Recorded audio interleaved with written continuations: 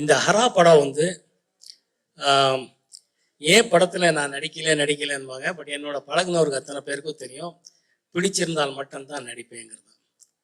இந்த திரைக்கதையை விஜய் ஸ்ரீ அவர்கள் நல்லா அமைச்சு 7வது டிராஃப்டில் இது ஓகே பண்ணி இந்த கதையை ஆரம்பித்தோம்.